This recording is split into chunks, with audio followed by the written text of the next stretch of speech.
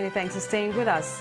The River State Police Command says it has unraveled those suspected to have masterminded the murder of one Cletus Onyekwele, who was killed in cold blood in Port Harcourt, the River State capital. While parading the suspects, the Deputy Commissioner of Police, Ahmed Magaji, informed journalists of an initial arrest of 50 persons who were later released. The DNA samples of one of the suspects, 40-year-old Kingsley Wankwo, who later confessed to the crime, led to the arrest of his accomplice, as 37-year-old Joseph Francis. Barely 2 days after multiple accidents occurred at the Kara Bridge axis of the Lagos-Ibadan Expressway, at least 2 people have died in another accident involving 2 buses this afternoon. Eyewitnesses say the driver of a luxury bus lost control of the vehicle, hitting another bus from behind, killing a passenger and a pedestrian in the process before plunging into a nearby canal. Some survivors accuse the driver of being reckless.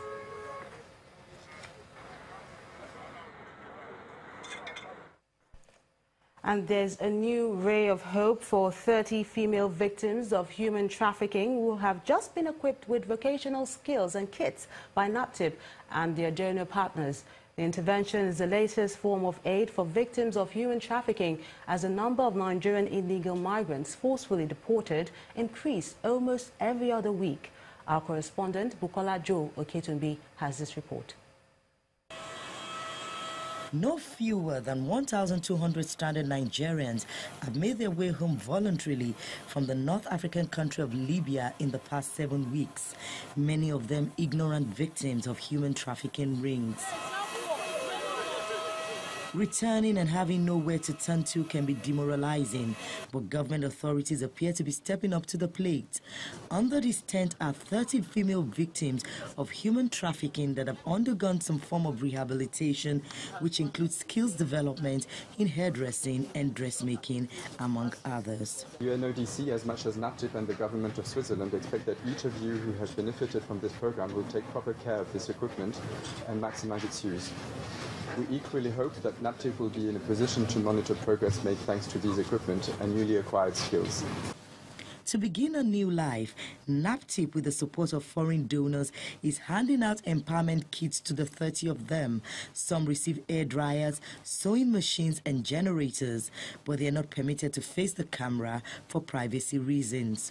For the 2 young women who opted to share their experience, one dreams of being the owner of a big shop in 5 years, while this victim, who is a returnee from Libya, says the dangers of the journey were hidden away. Nobody told me. They say if I go to Libya, I will go to do my work. But when I reach that place, I know do my work. But God saved me. I come back to home.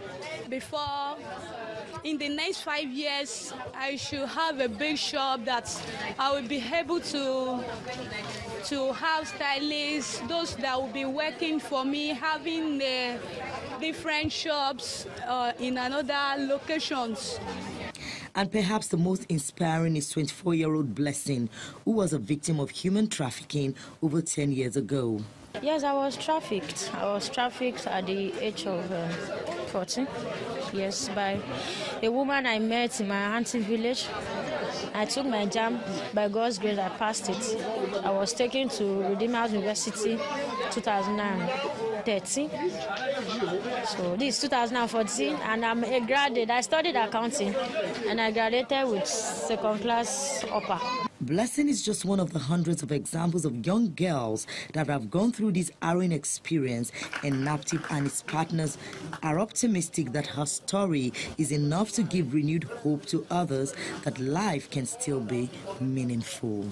Bukola Jo Oketunbi, Channels Television News. Katsina State is planning to increase tree planting to 10 million over the next 4 years. The project is being executed by the state government in partnership with the European Union. 4.5 million trees have already been planted across 12 local government areas in the state. According to the Food and Agriculture Organization, Nigeria loses about 350,000 hectares of land and about $5.1 billion every year due to desert encroachment. This problem is obvious in the 11 frontline northern states, including Katsina. To address this challenge, the state government and the European Union are planting these trees to improve the life of the rural dwellers and fight desert encroachment. We want to reverse this trend by providing a kind of balance between the fuel supply and the demand. Because as we all know, our society is mostly rural areas and the energy used for cooking and other form of heating is mostly firewood. So this has led to massive deforestation of our little forest reserves. We have planted 4.5 million trees. We have produced 23,000 more efficient clean cook stove. And we have achieved collaborating 280,000 beneficiaries. That is 103% achievement on that one. What the partners are doing is to discourage the residents from cutting the trees while planting more. So far, 12 rural affected communities have been reached through the project, which has seen the planting of 4.5 million trees across 12 local government areas in the state. To stop the residents from cutting down the trees, the state government is providing them with clean cook stoves, which are 90% smoke-free and 65% firewood saving. His Excellency has approved funds for production of 34,000 cook stoves that will be distributed to 34 local government areas across the state. Over the next 4 years, another 5.5 million trees will be planted across the state. From Katsina, we move to Ekiti State, where Governor Ayodele Fayose has suspended the state's Commissioner for Education, Jide Egunjobi, and the Permanent Secretary in the Ministry, Princess Kumbi Obaze, for 3 months over alleged negligence of duty. Governor Fayose says his government would not tolerate such acts from anyone, adding that their suspension would serve as a deterrent to others. The governor was speaking about the decision during a tour of ongoing projects in some parts of the state. Going out of the state without telling me, then you must be working for yourself. I am supposed to be aware of your movement. And I asked of them, they said they are in Ibadan. They either remain in Ibadan or get back to work. And I called them before the day runs out. If you're not at work, then you lose your job. So they are under suspension for the next 3 months. Not until we all learn to do the right thing. And leadership, part of achievement, part of taking you to the right place, taking the country to the right place is discipline. And you have to melt discipline as much as you show love to the people. They've not done well. And I've said it, don't leave the state. Don't leave your duty post without telling us. Well, if you still don't do it, I'm still going to take measures against you. Attitude is the greatest enemy of this country. And everybody must be responsible to be alive to his responsibility. That I will not compromise. Governor of Ekiti State, Ayodele Fayose.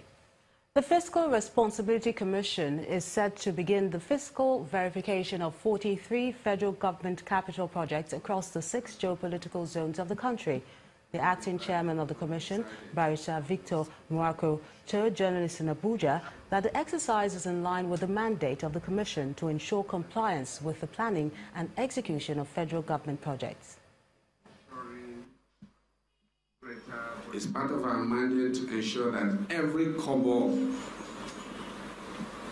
spent for capital project by the federal government, that the citizens get the value for it. It is in this quest that we're here today to present our last year's report, the Fiscal Responsibility Commission Fiscal Verification Report for 2016. We're also kickstarting the 2017 exercise. We look forward that it will be a fruitful exercise that will strengthen the efforts of Mr. President and indeed this administration. Our hope is that the citizens of our beloved country will get value for every kobo spent in the efforts of government to bring about the dividends of democracy. A lot of analysts appear to think that the central banks of Nigeria and Kenya may leave their MPC rates unchanged. Anne has details on Business News.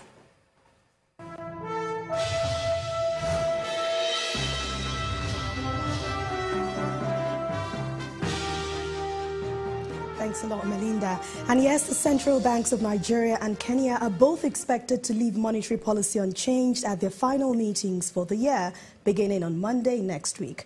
And this comes amid concerns of relatively high inflation rates in Nigeria, while an interest rate limit in Kenya leaves no room for a rate change. The outcome of the meeting will be announced on Tuesday, November the 21st. And ahead of the release of Nigeria's third-quarter gross domestic product report on Monday, analysts at investment research firm Meristream Securities have already predicted a growth of about 1.09%. The upbeat expectation has been attributed to reduced tension in the Niger Delta region and a recovery in the country's oil production at 1.90 million barrels per day. And this improvement is expected to trickle into the non-oil sectors of the economy. The equities market has reversed gains recorded last week, closing down 1.12% this week. Losses in consumer goods, insurance, banking and industrial goods sectors outweighed gains in the oil and gas sector. Analysts say market fundamentals remain very strong and the profit-taking seen this week in value stocks should create an incentive for bargain hunting next week. The Treasury bills market closed the week bullish on support from an improvement in liquidity as average yields contracted by 17 basis points to 16.56%. At the primary market auction, the Apex Bank allotted 107.9 billion naira of the 364-day and 6 billion naira of the 91-day and the 182-day bills, while dealers are expecting yields to contract further next week on the back of expected inflows from maturing OMO bills and the monthly budgetary allocation to state and local governments.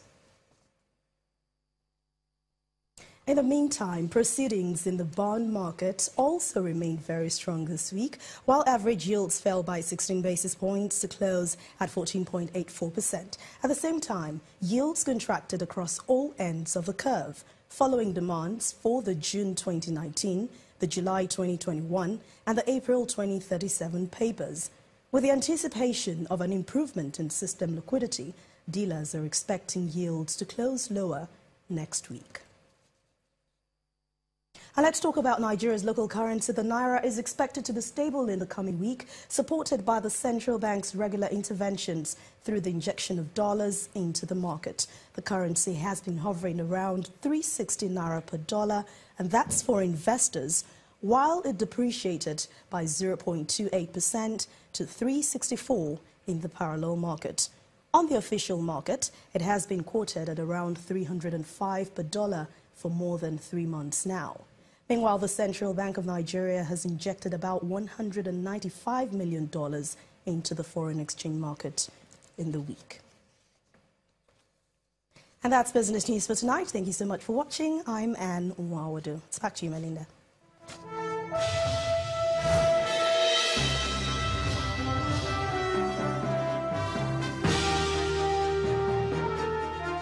Many thanks, Anne. Still ahead on the news at 10. Nigeria's Falconets advanced to the final round of qualifiers for the FIFA's Women's Under-20 World Cup after beating Morocco 6-2 on aggregate. That's on Sports News. Join us again.